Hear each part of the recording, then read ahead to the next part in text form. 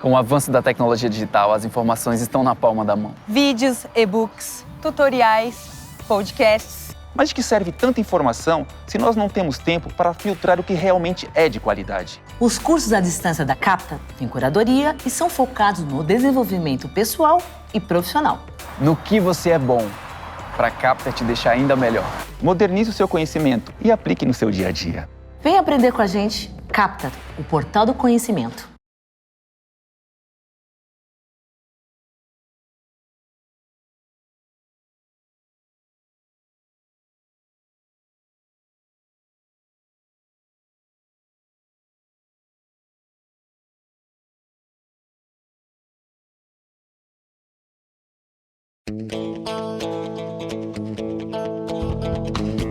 Começa agora o programa Hora e a Vez da Pequena Empresa, sempre levando para você muitas informações e atrações. Confira! O auditor e perito contador Vitor Stanquevicius dando dicas relacionadas ao novo prazo final para a entrega da declaração do imposto de renda. O advogado Marcos Tavares Leite comentando a decisão da Comissão de Desenvolvimento Econômico, Indústria, Comércio e Serviços da Câmara dos Deputados, que torna permanente o crédito às microempresas pelo Pronamp. O advogado Piraci Oliveira analisando a reedição do programa que permite redução de salários e jornada, com o intuito de garantir a continuidade das atividades empresariais. E nesta semana, o presidente do Simp, Joseph Cury, recebe o primeiro coordenador do PNBE, Pensamento Nacional das Bases Empresariais, Dilson Ferreira. Fique conosco.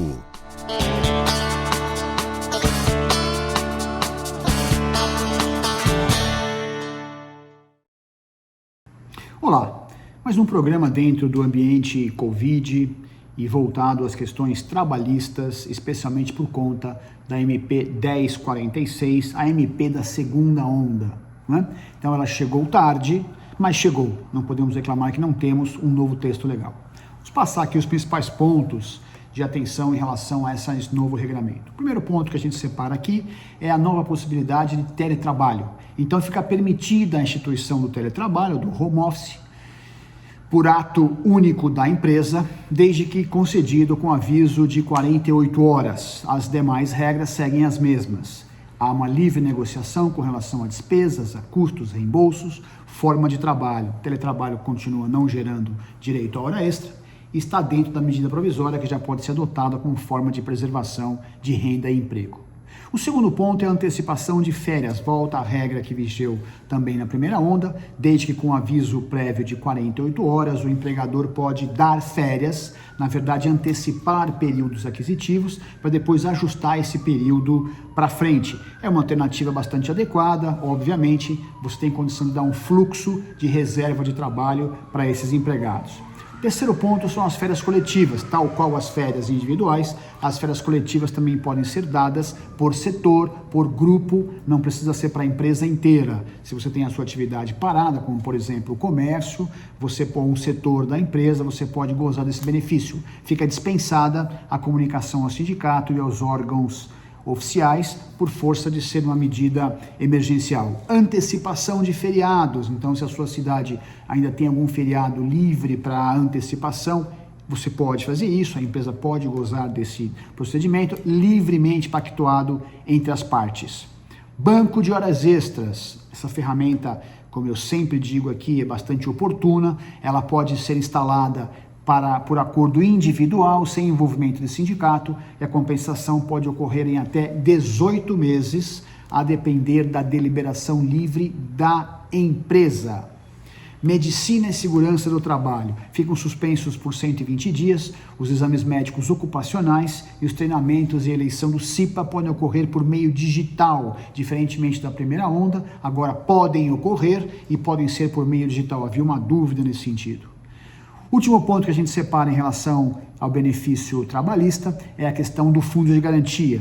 Então, os recolhimentos de fundo de garantia de abril a julho foram adiados para setembro a dezembro, respectivamente. São medidas que certamente trarão alívio para as empresas nessa possibilidade de segunda onda. Suspensão e redução do contrato de trabalho basicamente seguem as orientações da primeira onda. Então é possível fazer a suspensão do contrato de trabalho, onde no momento em que o empregado não trabalha, por até 120 dias, a complementação do Estado dentro do teto do seguro-desemprego e da empresa naqueles 30% de ajuda de custo. E na redução, 25%, 50% e 70% na mesma sistemática de trabalho e pagamento da remuneração proporcional com ajuda do Estado, também limitada ao seguro-desemprego. Novidade agora é que esse gozo desse benefício não será abatido em um eventual seguro-desemprego futuro. Lembrando que o benefício ao empregado fica limitado ao seguro-desemprego, ao total do teto do seguro-desemprego. São medidas importantes, vieram tarde, mas estão aí disponíveis para utilização e com objetivo de manutenção de emprego e salário. No próximo programa voltaremos com atualizações relativas a esse tópico. Fique atento.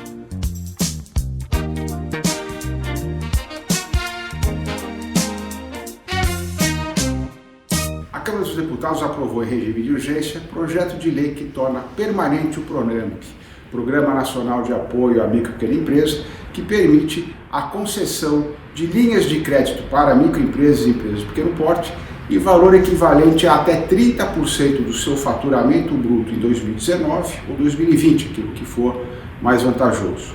Tem pequenas diferenças em relação ao PRONAMP do ano passado, que tinha como juros o limite de Selic mais até 1,25%.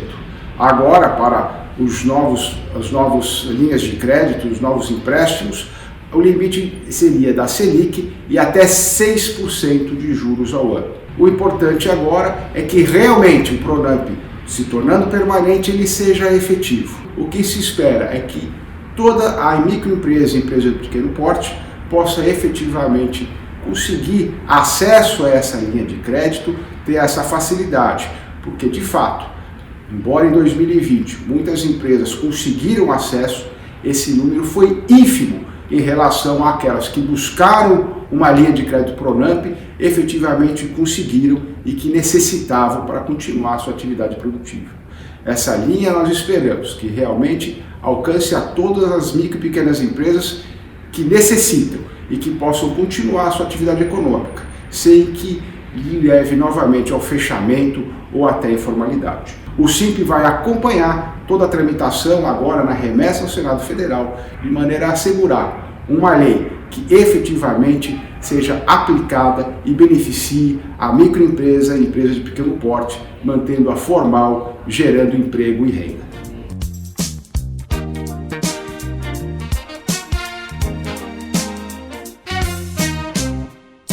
Ingressamos no mês de maio de 2021.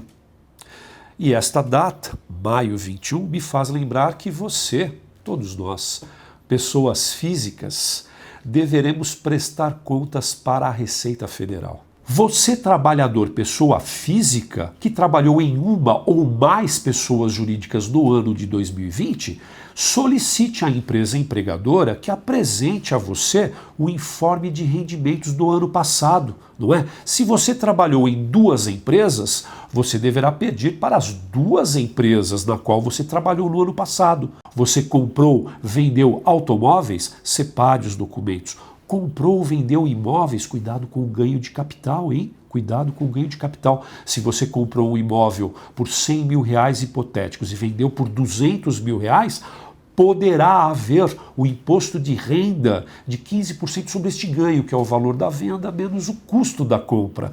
Para aquelas pessoas físicas que no ano passado receberam mais de R$28.559,70, 28.559,70, no ano de 2020 já há a obrigatoriedade da entrega da declaração. Se você tem propriedades, bens e direitos superiores a 300 mil, você deverá fazer a entrega da declaração do imposto de renda.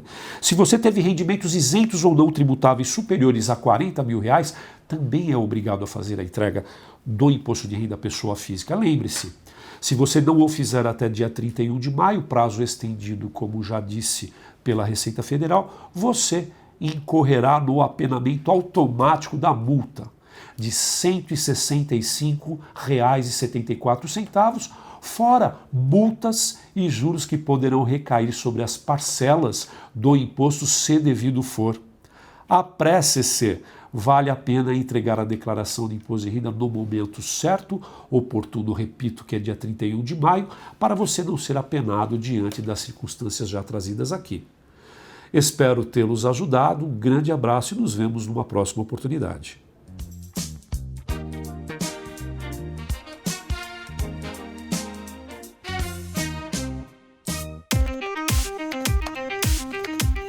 Agora é a hora dos empresários da pequena empresa ganharem dinheiro com a internet. O Marketplace da KeepSell chegou com tudo. Você que tem um micro e pequeno negócio, venha vender os seus produtos num Marketplace focado em você. Cadastre-se no Marketplace da KeepSell e venda com segurança para qualquer pessoa física ou jurídica do Brasil, sem burocracia. Inscreva-se gratuitamente agora e coloque a sua empresa na era digital. Entrevista da semana. O nosso convidado de hoje é Dilson Ferreira, primeiro coordenador-geral do PNBE, Pensamento Nacional das Bases Empresariais. O que é o PNBE? Foi um movimento criado em 1988, quando um grupo de empresários se reuniu e juntou e fez um grande evento, que o Dilson vai falar daqui a pouco, dizendo o momento político, econômico, social daquele momento exigia mudanças perante a classe empresarial. Dilson Ferreira, é um prazer tê-lo conosco, Dilson. Obrigado, Cury. Obrigado pelo convite. É uma honra estar aqui.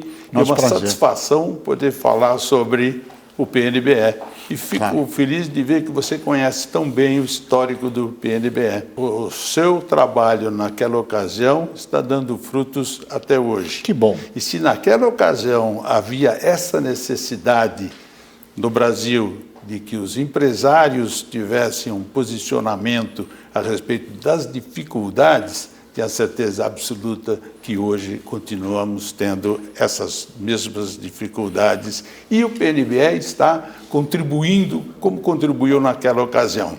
Sem dúvida nenhuma. Na sua avaliação, na avaliação do PNBE, qual é o momento que o Brasil se encontra sobre o aspecto político, depois econômico e social, na sua avaliação?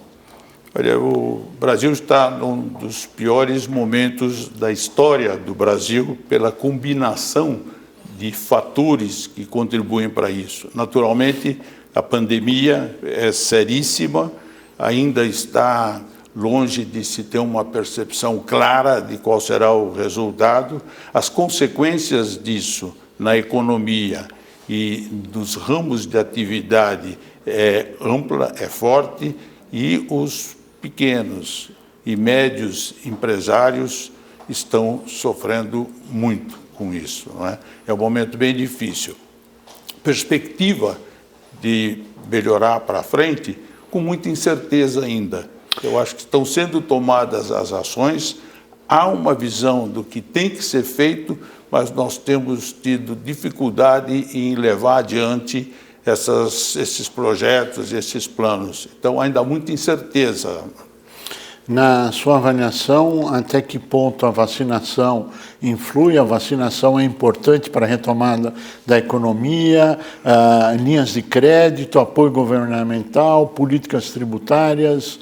Quais são os principais pontos na avaliação do PNBE? Eu acho que todos esses que você citou, Cury, são essenciais. Naturalmente, no momento, bem neste momento agora, a vacinação é algo que pode produzir um resultado mais positivo. Infelizmente, demoramos muito para começar com o programa de vacinação. Como consequência dessa demora, a economia foi afetada. Como consequência dessa demora, para diminuir o impacto na saúde da nossa população, fomos obrigados, ou estamos sendo obrigados ainda, em manter um afastamento social. O afastamento social na área dos pequenos, médios empresários, ela é muito dura, porque fecha estabelecimentos, diminui a oferta de emprego, diminui a oportunidade dos empreendedores individuais, não é isso? E isso se soma depois ao programa de não ter a vacina e as consequências de não termos a vacina. E isso está sendo quebrado agora, e a confiança existe que com a volta do programa, com o aumento da vacinação e com um aumento nessa separação social, nesse distanciamento, a gente consiga reverter essa situação. Vai levar algum tempo, não vai ser este ano totalmente, e a gente já começa a olhar para 2022 como um ano de recuperação. Na verdade, vários fatores estão afetando, e nós queremos a sua opinião, entre o político, o econômico e o social. Com a sua avaliação, sempre em nome do PNBE, com a sua avaliação desse quadro. Sim. Os associados do PNBE não são as empresas, são os empresários, de tal forma que a gente tem a opinião desses associados, a opinião desses empresários, que olham para o PNBE como uma fonte de informação, mas também olham para o PNBE como sendo um local onde eles podem trazer a opinião deles, eles podem trazer as reivindicações sem serem reivindicações de cunho da empresa, sem serem reivindicações de cunho setorial, e sim as preocupações com as grandes causas do Brasil. Pessoal. Então, sim, o aspecto econômico, hoje em dia, naturalmente, o aspecto social, como consequência do político, do econômico e da saúde, do que está acontecendo com a pandemia, e essas manifestações dos empresários é levada nas nossas manifestações às entidades, ao setor público, ao governo, onde o PNBE consiga levar adiante os seus pleitos. Quais são os principais pleitos hoje em andamento junto ao governo e como é que está a receptividade do governo? Lembrando que tem esfera municipal, estadual e federal. Qual deles e como anda? Eu sou obrigado a falar sob o ponto de vista do PNBE, mas tenho que dar dentro do PNBE uma certa inserção da opinião pessoal que a gente tem, não é? É assim que eu entendo que o responsável por uma entidade de classe deva fazer, né? Claro. Tem que ter o seu cunho. Eu fazendo um apêndicezinho aqui rápido, eu durante 18 anos fui presidente de uma outra associação de classe, fui presidente da Abrafat, Associação Brasileira dos Fabricantes de Tintas. Eu já militava na área de tintas e ser coordenador da atividade dos fabricantes de tintas me deu uma satisfação muito grande, uma oportunidade muito grande de contribuir e de aprender. A gente aprende o tempo todo, né? Sem dúvida. Em cada setor a gente está, né? E agora, estando no PNBE, trazer essa experiência e trazer para o PNBE aquilo que a gente aprendeu e que está podendo aplicar de forma diferente. Mas, politicamente, a área onde a gente tem mais dificuldade, sem dúvida nenhuma, que traz mais resultados e que a gente tem, o setor empresarial, de uma forma geral, tem conseguido muito pouco resultado, é na área federal. A área federal, e por causa dos investimentos, nós dependemos, como empresários, né, dependemos dos investimentos que são feitos ou pelo setor privado ou pelo setor público. Pelo setor público, na área de infraestrutura, por exemplo, que ativa muito a economia. É o desafio futuro. Depende. É um desafio presente e futuro, é tendência. É tendência, e a gente já vem com um presente que tem que recuperar o que já não foi feito no passado. Nós estamos atrasados. E sem infraestrutura, como é que pode ter o desenvolvimento industrial, não é? Sem dúvida. Então, depois disso, uma outra área que o governo federal tem um impacto muito grande, traz um impacto muito grande, naturalmente, é na área dos impostos.